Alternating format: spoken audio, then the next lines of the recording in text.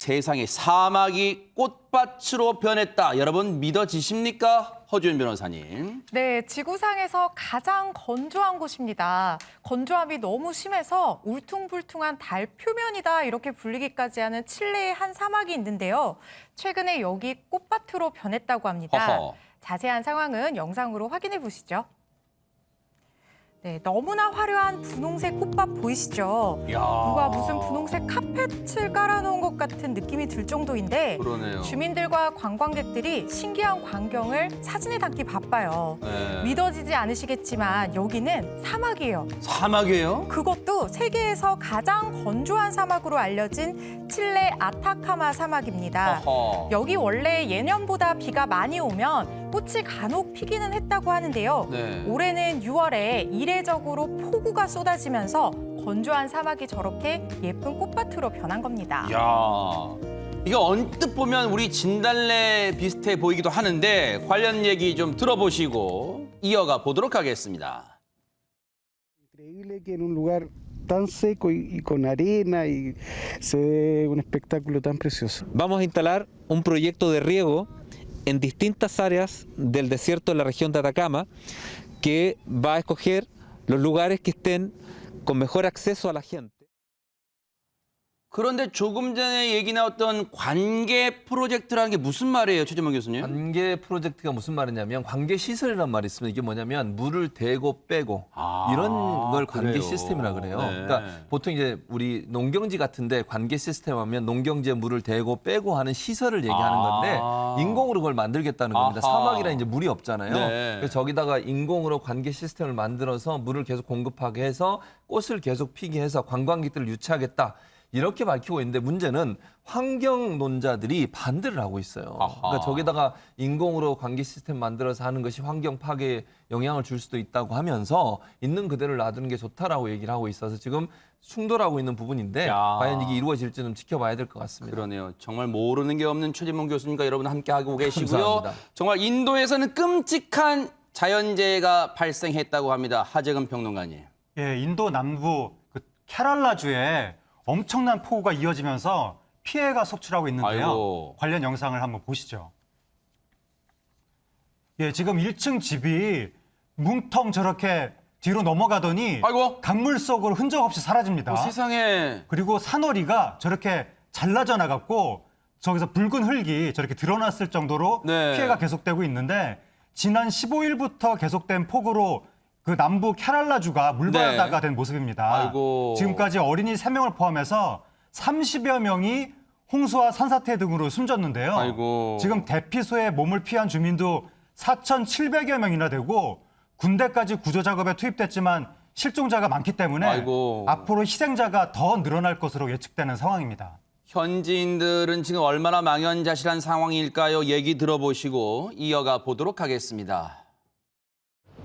Landslide, there are 4 landslides happened there yesterday, which has brought all the water and other items to the downwards. ഇന്നലെ രാവിലെ ഒരു 11 മണിയോടുകൂടി ഇവിടെ മലവെള്ളപ്പാച്ചിൽ വരികയും ഒരു കാരണവശാലും കഴിഞ്ഞ പ്രളയത്തിന് പോലും ഇവിടെ വെള്ളം കയറാത്ത ഒരു സ്ഥലമാണ് നമ്മുടെ ഇവിടെ. നമ്മുടെ ആ താഴെ കാണുന്ന ആ റോഡ് വരെ വെള്ളം വന്നിട്ടുള്ളൂ ഇന്നേ വരെ. 아니 폭우도 폭우지만 홍수 피해가 엄청난데 원인이 뭘까요? 홍유진 박사님. 네, 이번에 이렇게 홍수 피해가 난 케랄라주에는 무려 강이 44개가 지나간다고 합니다. 아하. 그런데 이 현지 언론에 따르면 이 지역을 굉장히 무분별하게 개발을 하면서 습지나 호수를 메운 것이 이렇게 홍수를 크게 발생시킨 원인이다 이렇게 보고 있는데요. 아하. 3년 전에도 이 지역에서 대규모 홍수가 일어나서 무려 500여 명이 사망을 하고 100만 명이 넘는 이재명이 발생했다고 합니다. 네.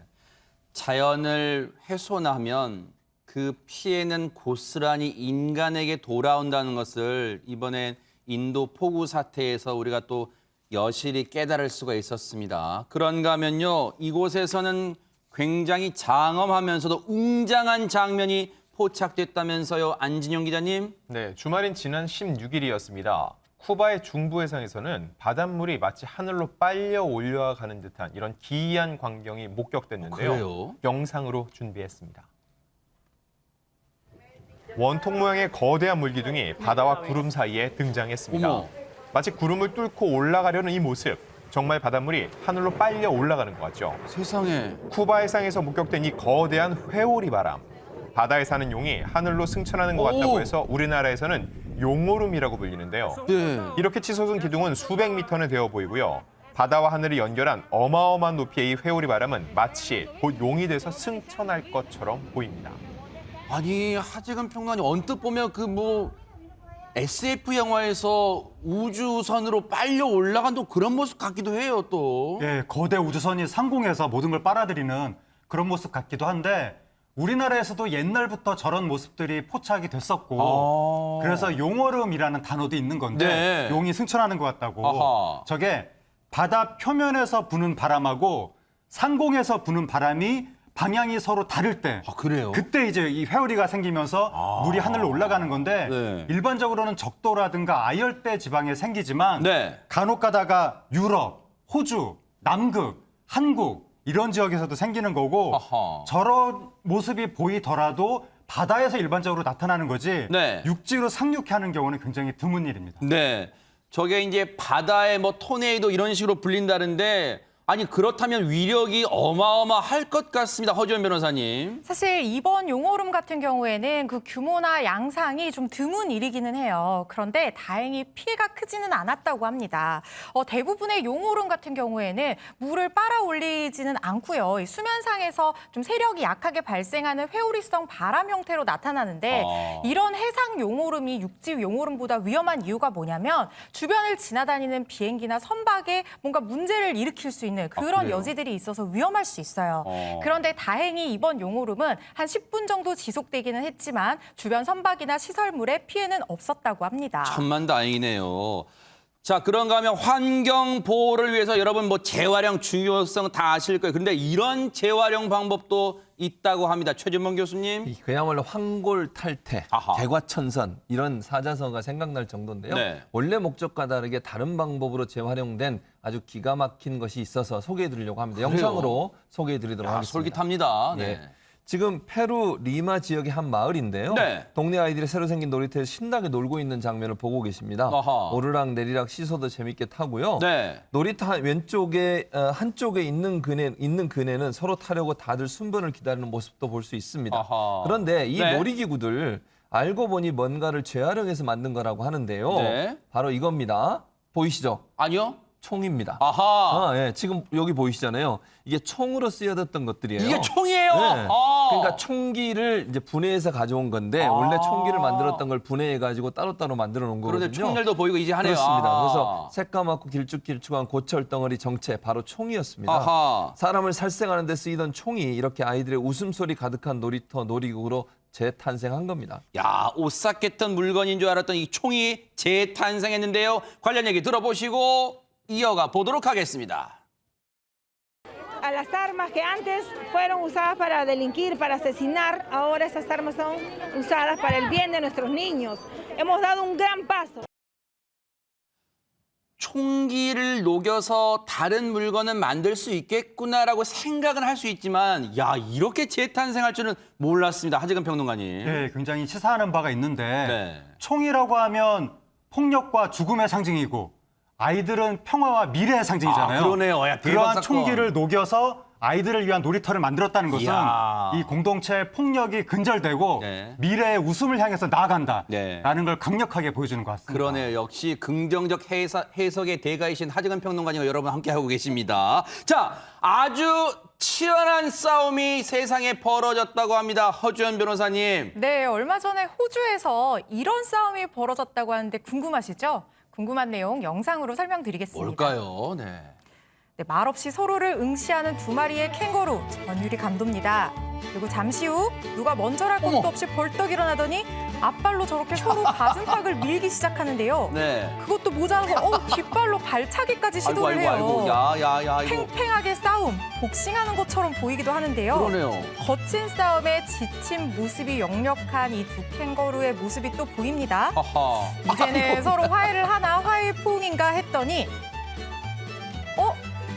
아닙니다. 다시, 다시 아이고. 몸싸움을 이어나가네요. 네. 그런데 이 두 둘이요. 사실 지금 싸우는 게 아니라 놀고 있는 거라고 해요. 설마요? 애들이 싸우면서 크는 거다라는 말이 있는데 네. 이 캥거루도 싸우면서 크나 봅니다. 야, 근데 누가 봐도 싸우는 것 같은데요. 안진용 기자, 진짜 이거 노는 거 맞아요? 네, 저기가 어딘지 궁금하실 텐데요. 호주 빅토리아의 주의 레드박스 야생동물 보호소입니다. 사실 저 캥거루 이름도 다 있습니다. 눌라와 도비인데 네. 남다른 사연도 갖고 있어요. 그래요? 둘 다 고아입니다. 아이고. 가족이 없어요. 그래서 이 보호소에서 함께 자라서 친형제 같은 사이죠. 그래서 우리들이 보기에는 둘이 싸우는 듯 보이지만 실제로는 아주 즐겁게 놀고 있는 중이라고 합니다. 아, 그러네요. 그래도 다투는 게 아니라니까 천만다행입니다. 우리가 자기가 있어야 할 곳에 있어야 한다고 생각하잖아요. 그런데 바다 거북이 바다가 아닌 이곳에 있었다고 합니다. 하재근 평론가님. 예, 바다거북들이 에콰도르의 한 재활센터에 모여서 힐링을 하고 있다고 하는데 어허. 관련 영상을 한번 보시죠. 예, 지금 수십여 개의 욕조에 몸을 담그고 있는 것이 바다거북입니다. 아, 그래요? 그런데 바다거북들을 보면 등껍질이 여기저기 까이고 아이고, 패이고 그러네요. 뭔가 좀 다친 것 같은 상태인데 어. 알고 보니까 이 거북들이 비닐봉지가 해파리인 줄 알고 먹거나 아니면 그물망 등에 걸려서 부상을 입은 상태에서 이 어머, 센터에 오게 된 세상에. 건데요. 무려 300여 마리나 되는 바다거북들이 이곳에서 상처도 치료하고 인공 물갈퀴도 달고 그러면서 재활에 힘쓰고 있습니다. 세상에. 근데 다친 바다 거북, 저 거북들은 그나마 구조가 돼서 재활치료 받기에 망정이지 다친 거북들이 상당하대요. 재활센터 관계자 얘기 들어보시고 이어가 보도록 하겠습니다. Luego levantar información haciendo necropsias en el 2012 en diferentes playas, se puede observar que el 98% de las causas de varamiento y mortalidad de tortugas marinas era humano. Entonces, por eso se creó el centro, ¿no? Todas las tortugas que varan y no las rescatamos mueren. O sea, mueren a veces 3 horas, 4 horas, depende del sol, mueren. Si es que no se dan los primeros auxilios, mueren. 저 바다 거북들의 순환 알고 보면 다 우리 인간들이 원인 제공한 거잖아요. 홍유진 박사님. 네, 맞습니다. 이렇게 고통받는 동물들을 보면 굉장히 안타까운 마음이 맞아요. 큰데요.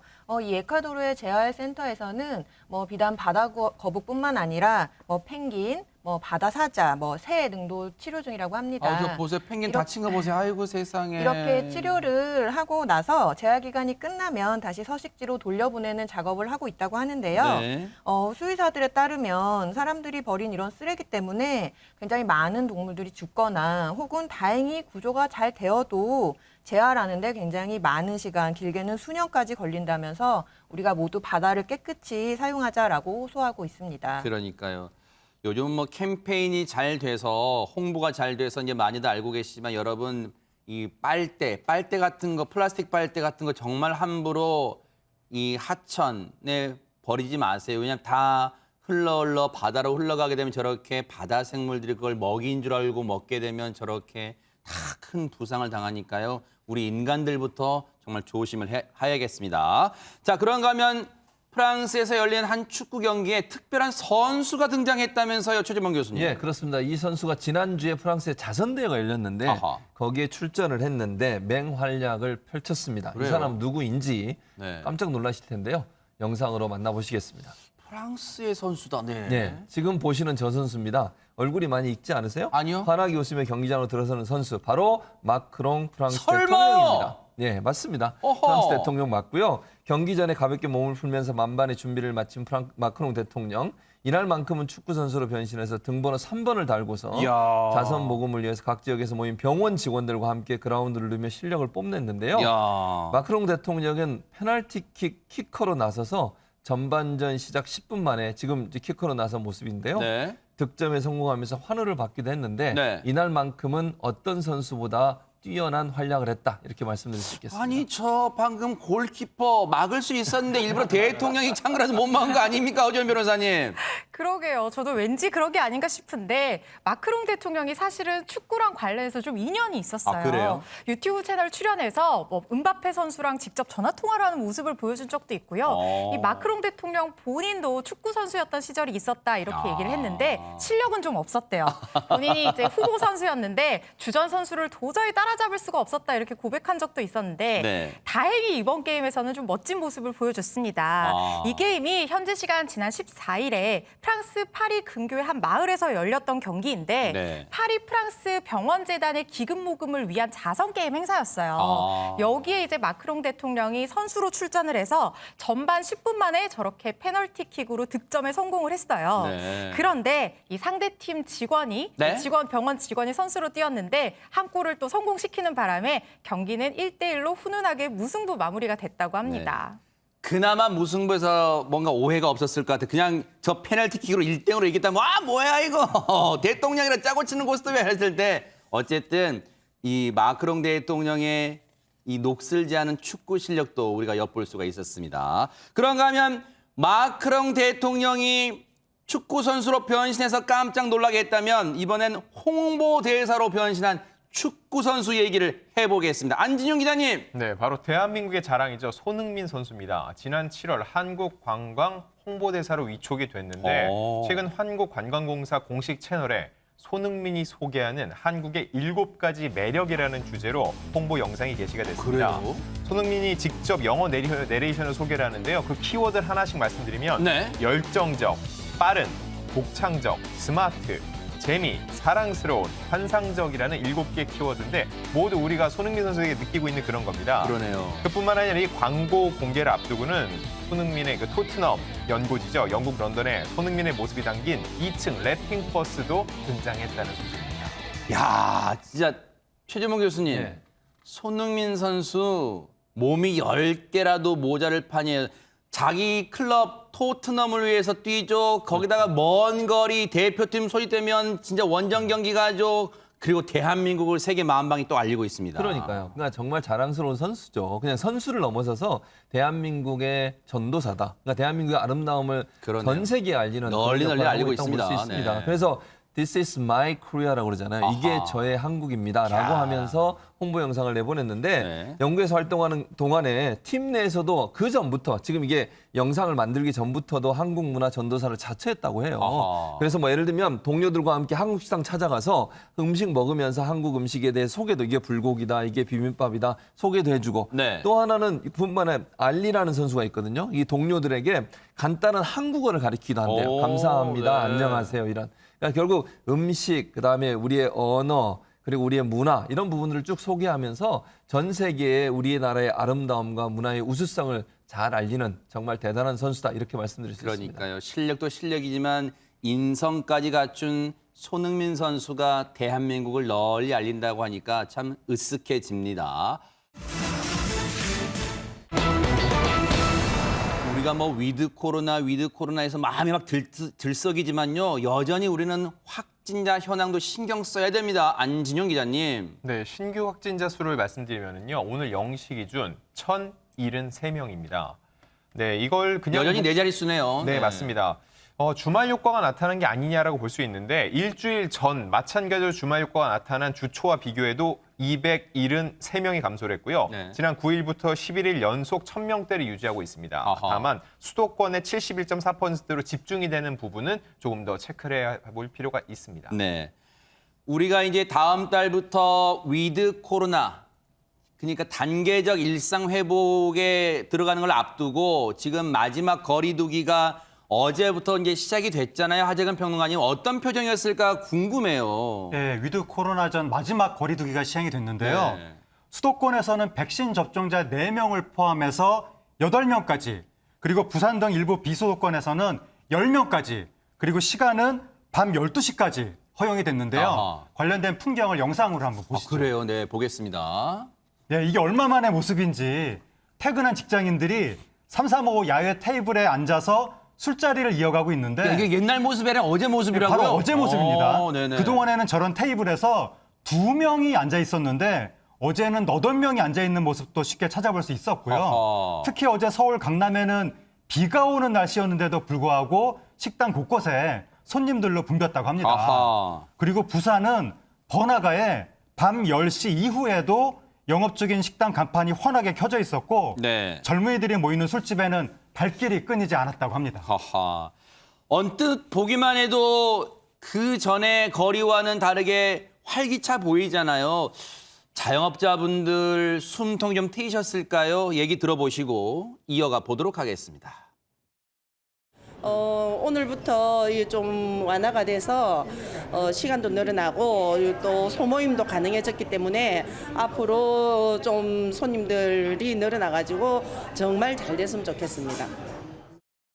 12시까지 풀어주면 모를까. 지금 10시까지 하면은 거의 비슷합니다. 거의 뭐 호프 한두 시간에 먹고 뭐 장사가 되겠어요. 물론 지금 인터뷰에 응해주신 사장님들이 다 대표한다고는 볼 수는 없지만 부산의 이 사장님, 자영업자분과 서울의 자영업자분 표정이 다르네요. 다르죠. 네. 왜냐면 수도권은 4단계고 지역은 3단계잖아요. 아하. 그러다 보니까 운영 시간이 제한이 달라요. 아, 그래요? 예를 들면 부산 같은 경우에는 12시까지 자정까지 운영이 가능하고요. 그리고 일반 수도권 같은 경우는 10시까지밖에 운영을 못 하는 거거든요. 근데 숫자는 그러니까 모이는 숫자는 늘어났어요. 지금 현재 서울 같은 경우도 8명까지 밤에 모일 수 있는데 접종 완료자 4명을 포함해서. 그런데 지금 자영업자분들이 얘기하는 것은 사람 숫자를 늘려준 건 별 의미가 없다는 거예요. 왜냐하면 좌석 회전율이 있어야 돼요. 그러니까 그 테이블에 와서 앉으셔가지고 뭐 2-3시간 계시다 보면 결국 10시 되면 다 나가셔야 되잖아요. 그러네요. 새로운 팁을 받을 수가 없어요. 그러니까 시간 늘려주는 게 더 필요하다고 지금 주장을 하고 있는 거죠. 숫자 늘려주는 것은 어느 정도 문제를 해결할 수 있지만 그 근본적인 문제 해결은 안 되고 운영 시간을 늘려줘야 회전율이 높아져서 가게에 더 많은 손님을 받을 수가 있다. 그런 차원에서 본다고 하면 시간 제한을 풀어주는 게 필요하다고 지금 주장을 하고 있는 겁니다. 그러니까 완전히 고통으로 벗어나기에는 여전히 조금 미흡한 점이 있다. 지금 그렇게 해석이 돼요. 그런데 어쨌든 앞서 보신 것처럼 활기를 띠는 곳은 식당, 카페 말고 또 있을 것 같아요. 허주연 변호사님. 맞습니다. 지역 축제들이 들썩들썩 신이 났는데 이게 사실 그동안 코로나 때문에 지역 축제들이 열리지 못하고 취소됐던 사례들이 맞아요. 굉장히 많았어요. 네. 근데 이르면 다음 달부터 이제 위드 코로나 단계적 일상 회복이 예고가 되면서 지자체들이 그동안 중단됐던 지역 축제와 관광 프로그램을 부활시키기 위해서 시동을 걸고 있다고 하는데요. 네. 강원도 인제군 하면 생각나는 거 있으시죠? 빙어 축제입니다. 아하. 빙어 축제, 겨울 축제 원조격이에요. 빙어 네. 낚시하고 이러는 축제. 이게 그동안 열리지 못했었는데 인제군에서 구체적인 계획을 짜서 다시 열기 위해서 노력을 하고 있다. 이렇게 얘기를 하고 있고요. 또 화천군에서 유명한 것은 산천어 축제예요. 그러네요, 이제 보니까. 네, 산천어 축제가 매년 1월마다 개최가 됐었는데 작년 1월에는 코로나 때문에 취소가 됐었거든요. 아하. 근데 내년 1월에는 산천어 축제 즐길 수 있을 걸로 보입니다. 네. 화천군에서 축제에 사용할 산천어 90톤을 이미 주문 계약을 완료를 했다고 해요. 그래요? 또 전남 해남군 하면 유명한 것이 해남 시티 투어입니다. 이 코로나 백신 2차 접종 완료자를 대상으로 1박 2일 해남 여행이 다시 시작될 것으로 보이는데요. 근데 이게 인기가 정말 좋아요. 그래요? 지금 예약 시작 나흘 만에 전석 매진 상태라고 합니다. 대박 사건. 땅끝마을 구경 가자 하시는 분들 많으실 것 같은데 근데 국내 여행만 이렇게 뭔가 들썩이는 조짐이 있는 게 아니라 해외여행 가고 싶으신 분들 많으실 거 아니에요, 홍유진 박사님. 네, 맞습니다. 코로나로 이렇게 하늘길이 막히면서 사실은 여행업계가 굉장히 어려움을 겪었는데요. 맞아요. 그러면서 경영난을 이제 겪다 보니까 직원들을 뭐 유상이나 무상으로 이렇게 강제 휴가를 이렇게 들어가게 하는 그런 실정이기도 했는데요. 그랬다면서요. 예, 그런데 그런지 1년 6개월여 만에 드디어 이렇게 여행업계가 정상적으로 운영을 할 수 있는 상황에 돌입했다고 합니다. 네. 이렇게 백신 접종자가 늘어나면서 뭐 해외 각국에서 해외여행을 허용하다 보니까요. 뭐 사실은 싱가포르나 뭐 독일, 네. 사이판, 뭐 스위스, 뭐 이런 여러 나라에서 자가격리가 면제되는 그 나라들이 있거든요. 네. 그런 나라로 가는 여행 상품들이 지금 많이 출시가 되고 있고요. 네. 거기에 더불어서 해외여행용 전세기까지 이제 등장을 했다고 합니다. 네. 그리고 요즘은 뭐 라이브 커머스라고 해서 생방송으로 어떤 모바일을 활용해가지고 이제 상품을 판매하는 그런 방식이 많이 나오는데요. 네. 그 라이브 커머스에 이 해외여행 패키지가 굉장히 많이 나오고 있다고 합니다. 그러네요. 이른바 이제 트래블 버블 협약을 맺은 국가들을 하고는 이제 여행을 자유로이 왕래할 수 있다는 건데 안진용 기자님, 그러면 해외여행 준비하시는 분들 대체 어느 나라로 가장 많이 떠난답니까? 다들 궁금하실 텐데요. 국제선 항공권 예약 매출 기준으로 확인을 해봤습니다. 지난 9월 기준인데 지난해 9월과 비교를 했을 때 1위는 바로 캐나다였습니다. 무려 131% 증가가 있고요. 호호. 2위가 미국 74%, 그리고 3위가 베트남이었습니다. 17% 정도 1년 전보다 이 항공권 매출이 증가한 것으로 확인이 됐고 네. 하지만 이 불안감 때문에 그래도 주변 눈치를 보는 분들이 적지 않을 겁니다. 이거에 대해서 여행업계는 빠르면 올 연말이나 내년 초쯤 되면 여행 수요가 차츰 회복할 것으로 기대하고 있다고 그러겠군요. 얼마나 반갑겠어요, 여행업계도. 그런데 최근에 진짜 여행을, 해외여행 준비하고 계신 분 얘기 들어보시고 이어가 보도록 하겠습니다. 이제 위드 코로나 때문에 이제 여행 좀 풀린다 그래서 이제 앱으로 좀 여행 가는 국가를 찾아봤는데요. 그중에 이제 독일이랑 유럽이 포함되어서 비행기를 먼저 예약하게 됐습니다. 이제 백신도 맞고 이제 여행도 갈 수 있게 됐는데 그래도 최대한 마스크는 쓰고 조심하면서 코로나 기간에 못 갔던 여행을 재밌게 즐기다 올 예정입니다. 그러니까요. 뭐 백신 접종도 마치셨고 이제 뭔가 좀 건강으로 무장된 상태긴 하지만 지금 이분처럼요. 여전히 방역 수칙에 대한 긴장감은 풀지 않겠다는 이 각오는 정말 대단해 보입니다. 우리한테 시사하는 바도 크고요. 정말로 우리가 위드 코로나 정말로 이제 시행되기를 기대해 보도록 하겠습니다. 세상에 한 가게에요. 황당하고 아찔한 상황이 들이닥쳤다고 합니다. 하재근 평론가님. 네, 지난 17일 오후 2시 50분쯤에 부산의 한 안경원이 네. 그야말로 날벼락을 맞았습니다. 관련 영상을 한번 보시죠. 무슨 일일까요? 네. 예, 여기 보시면 도로 언덕에서 무언가가 내리막길을 빠르게 굴러내려가는데 네. 자세히 보시면 저게 볼링공입니다. 어머. 볼링공이 내리막길을 따라서 빠르게 가면서 차도 인도를 가로지르면서 가다가 가속도가 점점 붙어서 네. 결국 안경점을 덮치게 되는데 세상에, 아이고! 무려 200m 정도를 굴러내려왔고요. 그리고 2m 정도를 튀어 올라서 어머. 안경원 유리창을 부수고 가게 내부를 아수라장을 만들고 말았습니다. 어머 세상에. 안 그래? 아이고 지금 보세요. 가게 내부에 안경 전시해 놓은 저 진열대 유리 보세요. 여러분 안경점 가보셨겠지만 저 유리요. 되게 두꺼운 유리로 되어 있어요. 진열된 유리요. 근데 저게 지금 산산조각 났습니다. 안 그래도 무거운 볼링공에 가속도가 붙었으니 얼마나 생각만 해도 아찔합니다. 홍유진 박사님. 네, 이렇게 대굴대굴 굴러간 이 볼링공 크기는 지름 21cm, 무게는 약 4kg가 넘는 공이었다고 하는데요. 그래도 천만다행히 편도 2차선 도로를 지나서 거기에 더불어 교차로를 또 지나고 거기에 건널목과 인도까지 통과를 했는데요. 네. 이 과정에서 다행히 다친 사람은 없었다라고 합니다. 그리고 여기에 더불어서 안경점 역시 이제 휴일이라서 문을 닫은 상태였다고 해요. 그래서 인명피해는 없었지만 이렇게 무시무시한 파괴력을 가진 이 볼링공 때문에 안경원의 그 유리창에 커다란 구멍이 생기기도 했고요. 네. 그 볼링공이 진열대도 심하게 파손을 하면서 안경 한 100여 개 그리고 바닥 타일이 파손이 돼서 한 500만 원 상당의 재산 피해가 발생했다고 합니다. 네. 뭐 혹시라도 지나가는 사람이 맞거나 아니면 움직이는 차에 부딪혔다면 이게 굉장히 더 큰 피해로 이어질 그러니까요. 수 있었을 법한 아찔한 상황이었습니다. 여러분 지금 저 안경점 일단 볼링공이 유리를 박살내고 들어갔던 부분 유리의 어느 부분입니까? 윗부분인가 보이시죠? 그 말은 뭐겠어요? 굴러 내려온 볼링공이 가속이 붙으면서 우리 도로에 보면 턱이 있잖아요. 연석이란 턱이 있잖아요. 아마 거기에 부딪히면서 튀어오른 것 같아요. 2m를 튀어올랐다는 거 아니에요?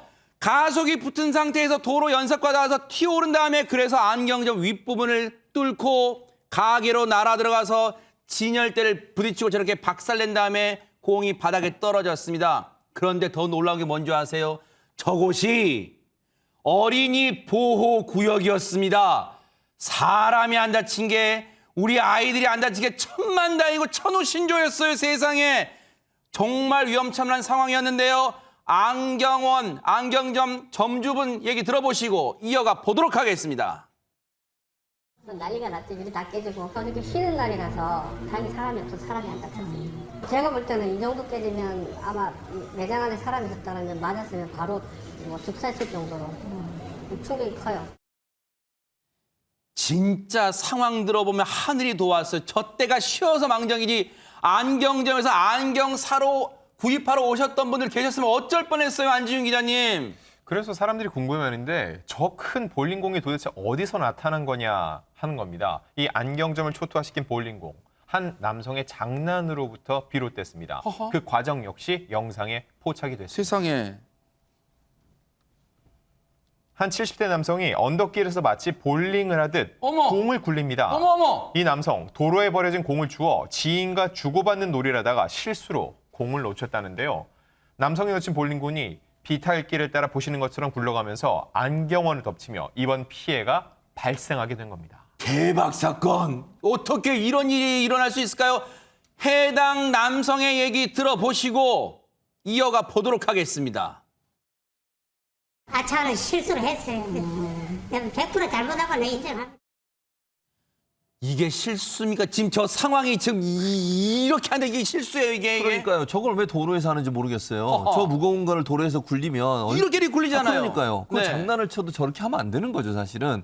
근데 이제 문제는 사고가 나자마자 경찰이 CCTV 확인해서 저 장면을 확인한 거예요. 그 70대 저 노인 되시는 분 근처에서 곧바로 붙잡았습니다. 네. 근데 이제 피해자인 안경점 주인은 이분이 많이 놀랐을 거다. 그리고 저분도 뭐 아마 일부러 그런 건 아니니 저분한테 모든 피해를 다 보상하라고 또는 뭐 얘기하기는 어렵고 처벌을 하는 것도 원치 않는다고 얘기를 했어요. 그러니까 네. 안경점 주인이 상당히 좀 사람이 좋은 분이시죠. 천사시네요, 천사. 그러니까 진짜네. 수리비는 보상해라. 수리비 정도는 보상하지만 그 외에 뭐 다른 보상이나 처벌을 원치 않는다고 아량을 베풀어줬고요.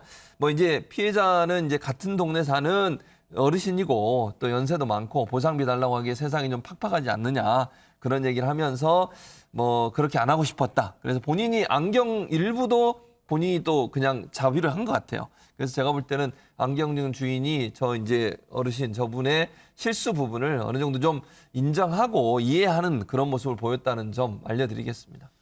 혹시 저 안경점 간판이 천사 안경점일까요? 어떻게 이렇게 용서의 손길을 내밀 수 있었을까요? 그 안경점 주인분 얘기 들어보시고 이어가 보도록 하겠습니다. 사실은 안경도 조금 많이 망가졌는데 어르신이고 해서 그냥 오늘 제가 따로 비용 청구 안 하고 그냥 좋게 넘어갔어요. 저는 사람이 안 다쳐서 다행이었어요. 참 쉽지 않은 결심을 했어요. 그런데 허주연 변호사님 진짜 이 사안은 그 피해 보신 안경점 점주분이 나 처벌 원치 않아요. 그럼 진짜 처벌 안 하는 겁니까? 그러니까 이제 이 사안이 원래는 특수재물손괴 혐의를 가지고 이 남성을 체포를 했어요. 그런데 재물손괴죄라는 것은 다른 사람의 재물을 망가뜨려 어떤 고의를 가지고 이런 행동을 했을 경우에 처벌을 하는 것이고 네. 실수나 과실로 이렇게 재물을 망가뜨린 경우에는 처벌을 하지 않아요. 근데 이 지금 노인이 자기가 그냥 장난치다가 실수로 잘못해서 저쪽으로 공이 굴러간 거다 이렇게 얘기를 하고 있어서 사실 이 범죄 혐의 입증도 조금 어렵고 또 이 당사자도 원만하게 합의를 하겠다. 이런 의사를 밝혔잖아요. 그래서 형사 입건되지는 않고 그냥 원만하게 마무리됐다 이렇게 경찰이 밝혔습니다. 네.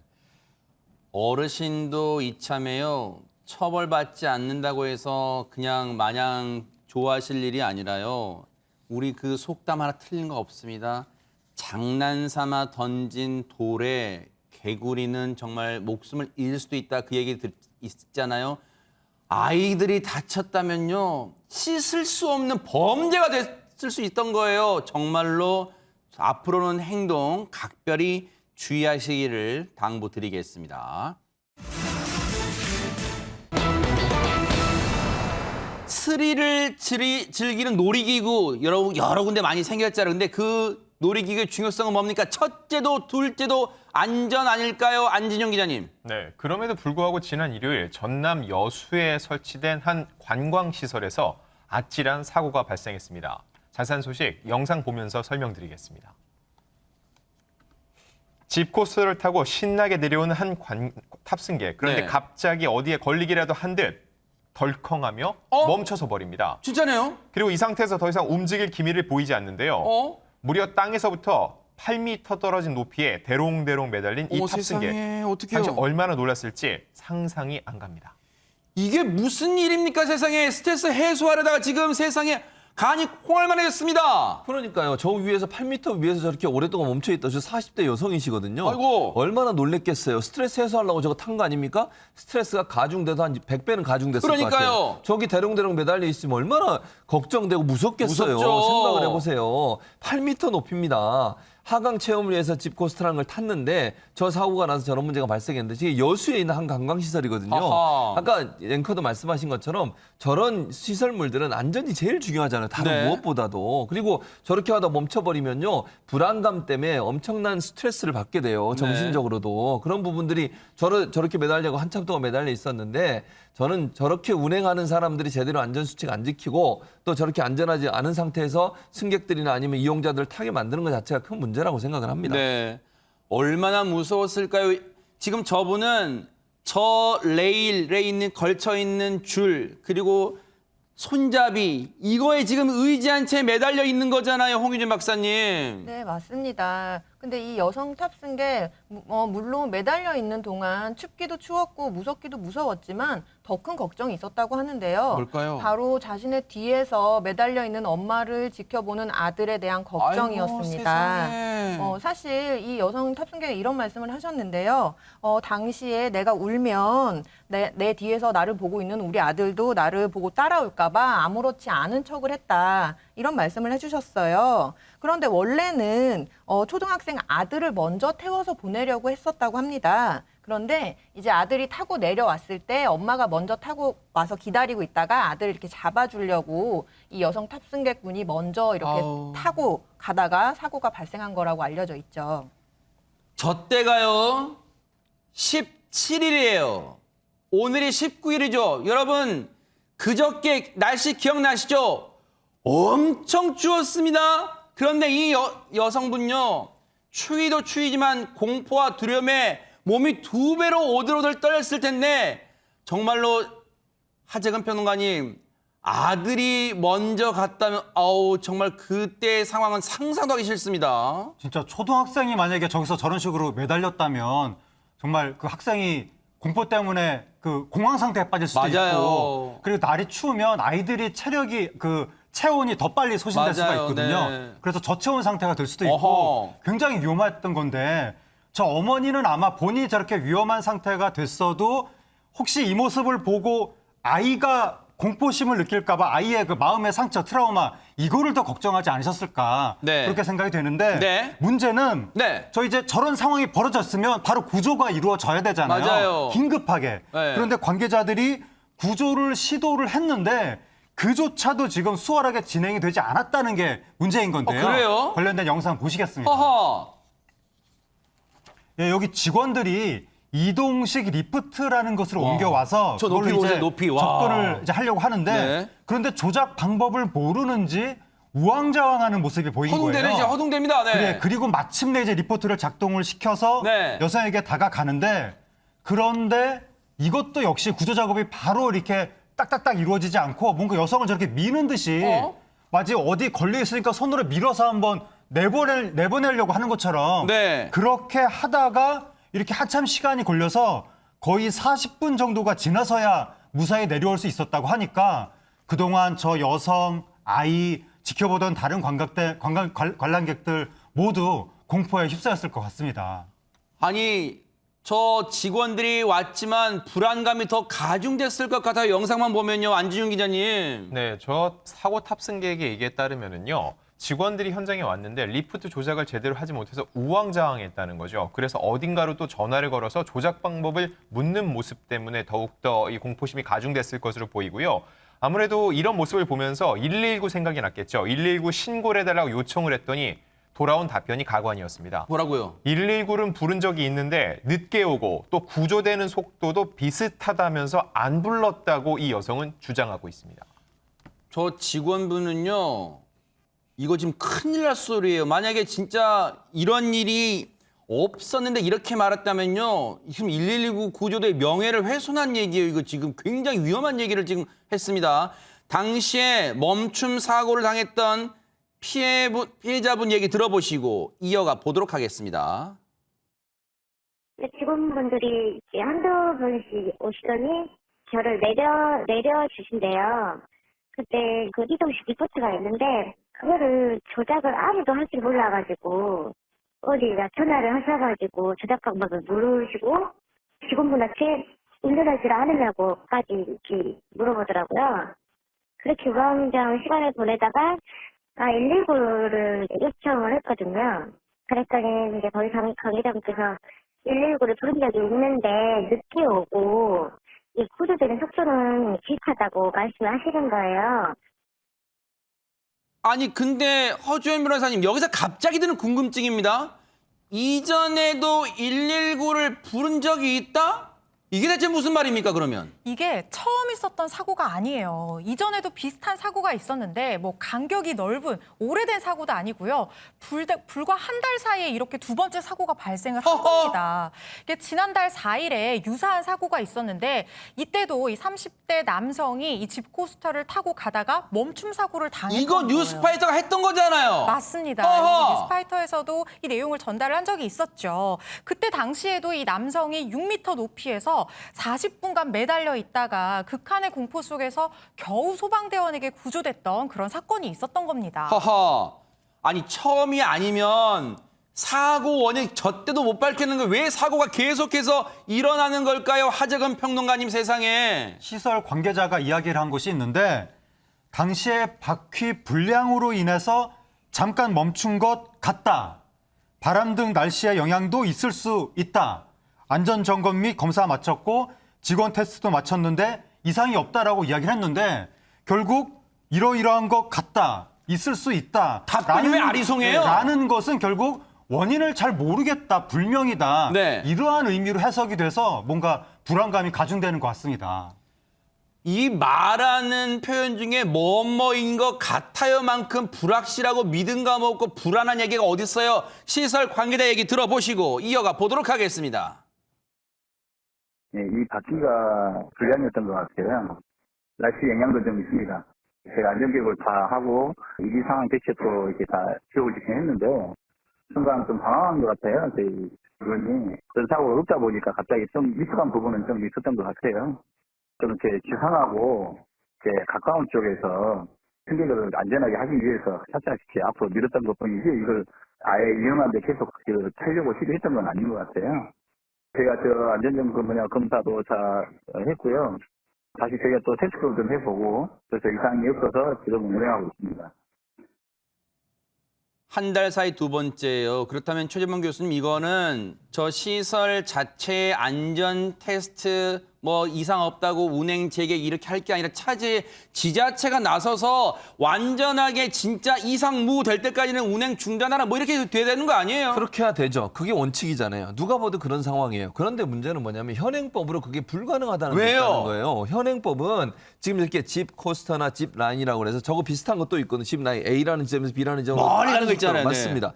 그거 같은 경우에는요. 그냥 신고만 하면 본인들이 운영할 수 있게 돼 있어요. 점검도 안 받고. 그러니까 현재 보면 관광진흥법상 놀이기구, 유원시설물로 지정이 돼야 지자체가 관리를 하는데 집 라인이나 집 코스터나 번지점프 같은 거는 그 시설물에 포함이 안 되는 거예요. 그래요? 예, 그러니까 지방자치단체가 관리 감독할 수 있는 권한 자체가 없어요. 신고만 운영할 수 있으니까 지금 말씀하신 것처럼 자체적으로 운영하다가 문제 생기면 자체적으로 점검하고 그럼 점검이 제대로 되겠습니까?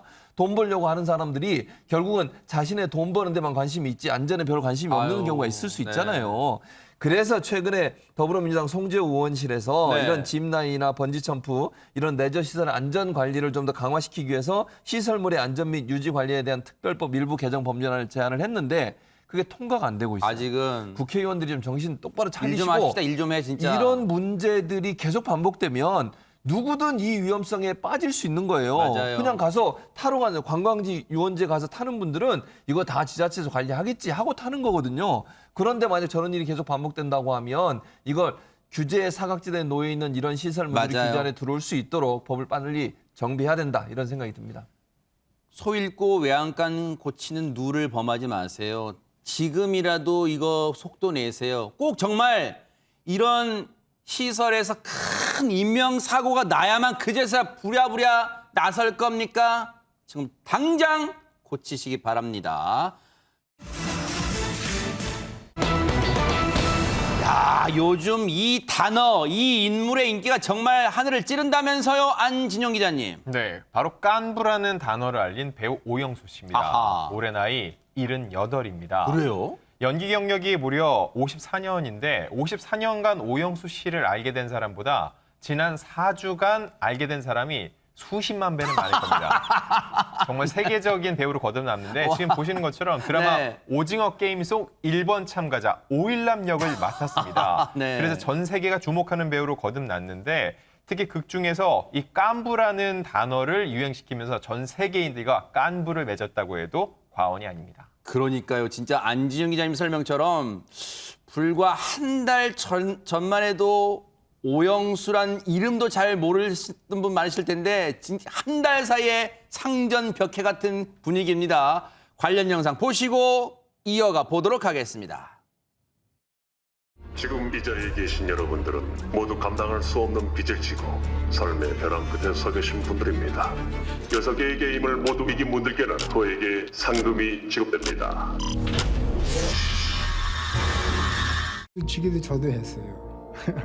어렸을 때 해서 그 생각도 나고 그 구슬치기 하는 그 내용 속에 인간의 허위와 진실성, 그 인간성이 보여주는 그런 장면들이 있잖아요. 근데 안진용 기자님, 뭔가 하재근 평론가님, 제가 이걸 궁금해서요. 뭔가 이 오영수라는 배우한테 열광하는 전 세계인들이 열광하는 이유가 좀 있을 것 같은데요. 예, 좀 전에도 잠깐 이야기가 나왔는데 깐부라는 대사가 오징어 게임 6화에 나오는데 아하. 이정재 씨하고 오영수 씨가 구슬치기를 하기 전에 우리는 같은 편이다라고 하면서 깐부라는 단어를 쓰는데 이게 그 소중한 구슬이나 딱지를 나눌 수 있을 정도의 친구, 짝꿍을 가리키는 말인데 네. 이게 최근에 거의 안 쓰였다가 이제 이게 전면화가 된 거예요. 네. 근데 외국인이 듣기에도 이 단어가 굉장히 어감이 재밌고 그래서 그런지 몰라도 세계적으로 지금 이 단어가 쓰이고 있다고 하고 아하. 깐부라는 단어가 나온 그 회차가 미국 포브스지가 올해 본 TV 에피소드 중에 최고였다. 아하. 이렇게 이야기를 했고 네. 깐부라는 단어를 쓰면서 휴먼 스토리가 대방출이 되는데 네. 그러한 휴먼 스토리를 우리가 신파라고 보통 이야기하는데 아하. 그게 전 세계를 울렸다. 그러네요. K 신파가 전 세계를 울렸다. 이런 이야기가 나오고 있습니다. 네.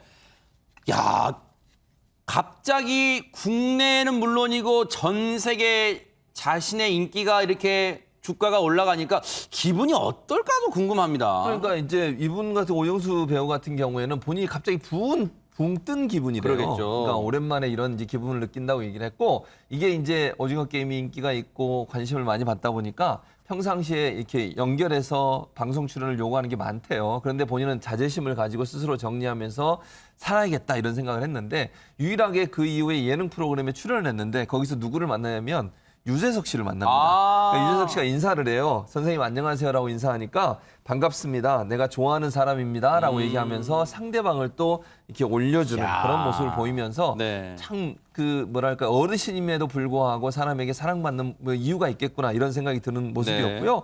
심지어 이제 현재 그 섭외 전화가 많이 오는데 혼자 감당이 안 돼서 따님이 도와주신대요. 아이고, 섭외 세상에. 전화를. 그런 상황이고 또 박정자 배우님 계시잖아요. 여성 네네네. 배우님 중에. 그분이 갑자기 전화해서 이랬대 연락이 월드스타가 되니까 기분이 어떠냐 이렇게 물어보더라는 얘기도 하고 있고요.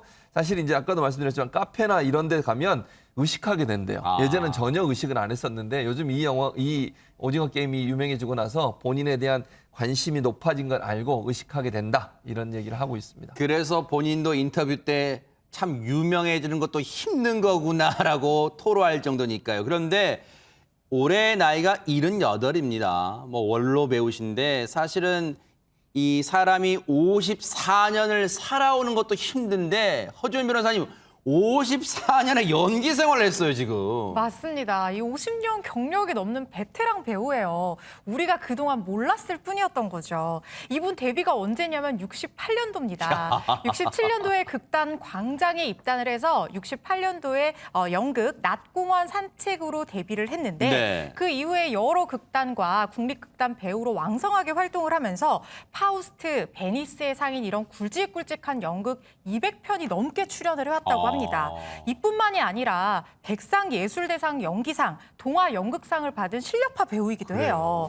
그리고 또 친한 동료 배우로는 이제 굉장히 경력도 오래되고 연기도 잘한다고 알려진 우리 이덕화 씨, 또 윤여정 씨랑도 굉장히 이제 친분을 나누고 있다고 합니다. 네. 사실 이제 오영수 씨가 오징어 게임으로 유명해지니까 안진영 기자님, 아니 그럼 54년에 연기 생활을 했으면 이분이 나왔던 영화, 그때 그 영화에 이분 나와서 그런 작품 많을 것 같아요. 네, 그런데 공교롭게도 그런 작품들이 대부분 오영수 씨가 스님으로 나온 역할이어서 스님 전문 배우로 많은 이들에게 각인이 돼 있습니다. 그래요? 대충 작품을 꼽아보면은요, 2002년 동승을 시작으로 해서 봄, 여름, 가을, 겨울 그리고 봄 드라마 돌아온 일쯤에 선덕여왕, 무신에서 모두 스님 역할이었는데 그 스님도 유명한 스님 역할을 맡았습니다. 무신에서는 팔만대장경을 총감독하는 수기대사, 그리고 연극 두 영웅에서는 사명대사로 분했었는데 그러다 보니 실제로 스님 아니냐라고 착각하는 사람도 있었어요. 심지어는 CF도 스님으로 찍었습니다. 통신사 CF였는데 통신사라는 이름의 절에서 기도를 올리는 그런 스님 역할이었고요. 네, 그리고 그러다 보니까 주변에서 어쩜 그렇게 스님 전문 배우가 되셨나요? 라는 질문에 대해서 제가 불교 사상에 실제로 관심을 많이 갖고 있어서 관심을 기울이다 보니 점점 외모가 스님을 닮아간 게 아닌가 싶습니다. 라는 답변을 드리기도 했습니다.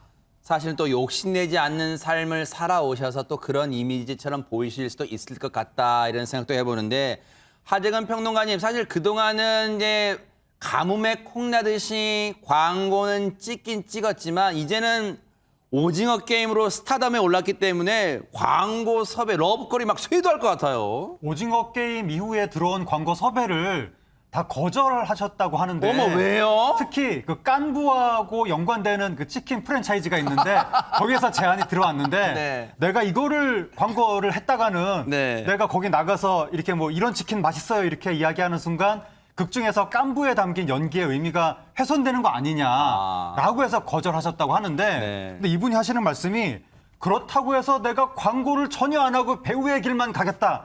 그런 건 아니다. 광고를 할 생각은 있다라고 하니까 거절했다고 해서 제안을 안 하지 마시고 다른 기업들에서 좀 좋은 의미를 담은 광고가 있다면 제안을 해주시면 좋겠습니다. 그러니까요.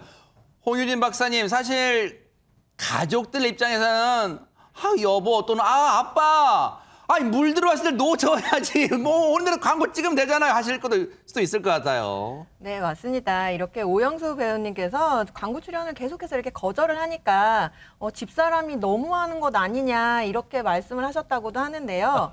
그러면서 이 오영수 배우님께서 나라고 왜 돈 생각을 안 하겠냐. 그래도 가족들이 내 뜻을 잘 이해해줘서 굉장히 고맙다라는 말씀을 전하기도 했고요. 사실은 광고가 다 돈이지 않습니까? 그런데 자꾸 내가 이걸 거절하니까 가족들이 왜 자꾸 거절하냐 이런 이야기를 듣다 보니까 나도 한번 해볼까 할까라는 이런 생각을 잠깐 했었지만 그래도 사실은 그런 것들은 다 욕심이다 이렇게 의견을 밝히시기도 했고요. 그래도 기회가 된다면 할 것이다 이렇게 말씀을 하시기도 했는데 단 이제 조건을 다셨어요. 뭘까요? 작품을 훼손하지 않으면서 좀 내가 보람을 느낄 수 있는 것. 거기에 공익성이 있는 그런 내용을 담을 수 있는 광고를 했으면 좋겠다 이렇게 소신을 밝히시기도 했습니다. 얘기를 들을수록 왜 스님 전문 배우를 하셨는가 느낌이 와요.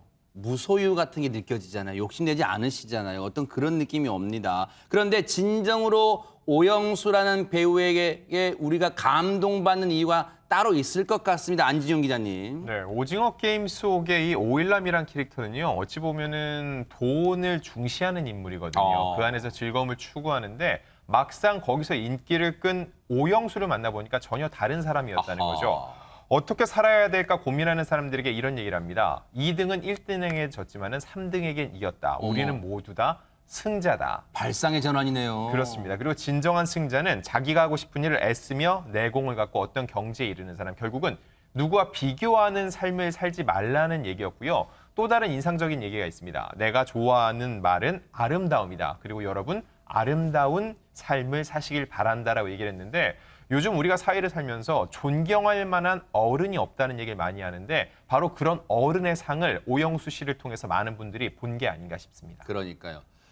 우리가 만개했을 때 뭔가 우리가 늦깎이라는 표현을 쓰는데 정말 늦깎이 인기, 늦깎이 스타덤에 오른 오영수 배우 정말로 앞으로도 우리의 이 인생 스승 같은 길을 걸어주시기를 또 기대해 보도록 하겠습니다. 멋지십니다.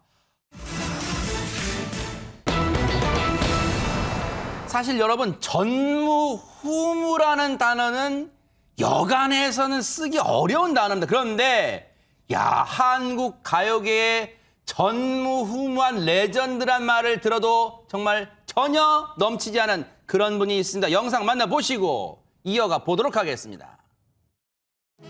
아리랑 동동 스리랑 동동 에헤야 에헤야 오사마댕 달을 보는 앙아리랑 김 보는 앙아리랑 세월 흐르니 야속한 생각 눈물에 젖는 연포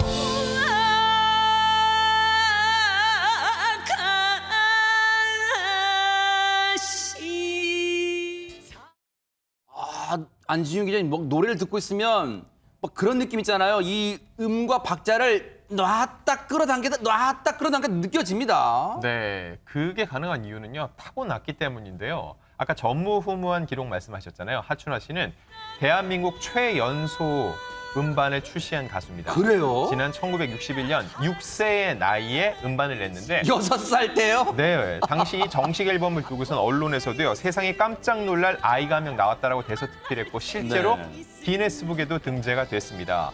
그러다 보니까는 올해 가수로서의 나이는 환갑, 근데 실제 나이는 66 정도죠. 근데도 워낙 활동을 많이 했기 때문에 남진, 나훈아, 현미, 김수희 씨보다 나이는 어려도 더 선배입니다. 아, 그래요? 그래서 이분들이 하춘화 씨를 대할 때 나이는 분명 어리지만 가요계로는 선배이기 때문에 쉽게 말을 놓지 못할 때가 있다고 합니다. 야, 6살에 데뷔한 정말 가요계 신동해라 해도 과언이 아니잖아요. 그런데 일찍 시작한 만큼 뭔가 남모를 고충도 있었을 것 같아요. 직접 얘기 들어보시고 이어가 보도록 하겠습니다. 근데 저는 정할 겨를도 없이 그냥 노래를 했어요. 3살 때부터 뭐 우리 대중가요를 그 나이에 누가 시켜서 한다고 절대로 될 수 없다고 생각해요. 그냥 저는 태어나서 너는 노래 부르다 와라. 꼭 그런 느낌이 들어요.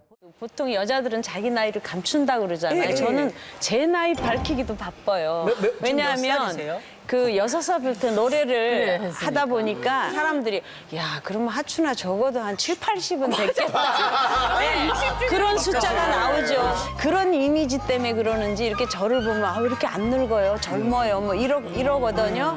그러니까 그런 이야기를 하도 많이 들어가지고. 실제 그런 생각 하실 것 같아요. 6살 때 데뷔했으니까 대충 주산 두드려보면 그쯤 되겠다 막 나오겠습니다. 대부분의 국민이 내가 기억하는 내 인생 전체를 다 통틀어서 그 하춘화 씨가 계속 스타였던 거예요. 네. 그러니까 60년 동안을 계속 스타였으니까 강산이 6번 변한 거잖아요. 네. 상상을 초월하는 거고. 그러니까요. 그래서 많은 분들이 하춘화 씨가 엄청난 원로이겠구나. 그렇게 착각을 하는데 사실은 지금도 한참 현역으로 활동할 수 있는 60대 나이라는 거고 하춘화 씨가 지금까지 음반 140장, 거기 수록곡 2,500개, 공연 8,500회. 이게 최다 콘서트 기록으로 기네스북에 등재가 됐는데 그럴 정도로 어마어마하게 활동을 했는데 앞으로도 창창하게 많은 날을 계속해서 활동할 수 있을 것 같습니다. 듣는 기록마다 입이 떡떡 벌어집니다. 그런데 지금 우리가 하춘화 씨의 건재함에 집중해서 보고 있지만 최재범 교수님 이런 하춘화 씨도 정말 인생에 꼭 상승곡성만 있었던 건 아닐 것 같아요. 아니에요. 그러니까 6살 때 처음으로 데뷔를 했지만 10년간 무명 생활을 했었어요. 그래요? 그러니까 어려움을 겪었고 그런데 그 이후에 10년 지나서 1970년대 물새 한 마리라는 노래를 발표를 했는데 이게 대히트를 치게 됩니다. 그때부터 이제 상승세를 타게 되고요. 1971년도에 잘했군 잘했어. 네. 뭐 국민 가요라고 할 수 그렇죠. 있죠. 거의 모든 사람이 어린 아이부터 나이 드신 분들까지 다 불렀던 네. 그때 저게 히트가 되면서 정상급 가수로 성장을 했고요.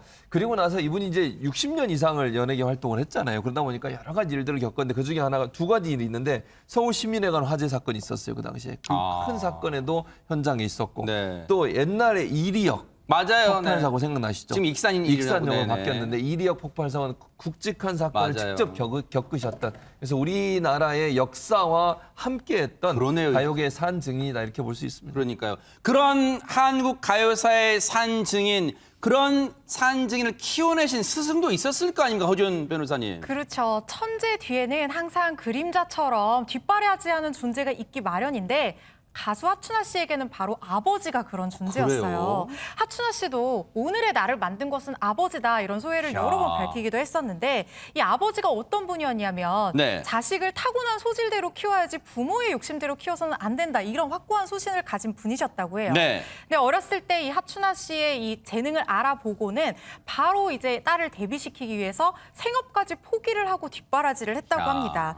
근데 당시에 이제 하춘아 씨가 학원에 다닌 지 8개월 만에 순조롭게 데뷔를 하게 됐는데 마냥 순조로웠던 것만은 아니에요. 어떤 일이 있었냐면 네. 당시 아동복리법상 이 만 14세 미만은 공개 활동이 안 됐어요. 하면 안 그래요? 됐어요. 오. 그런데 아버지가 가수협회에 청원서를 냅니다. 뭐라고 하냐면 공개 활동이랑 가수 활동은 다르다는 거예요. 이게 받아들여져서 우리의 대스타가 데뷔를 할 수가 있었고 정식 가수로 등록해서 순조롭게 활동을 이어갈 수가 있게 됐던 겁니다. 네.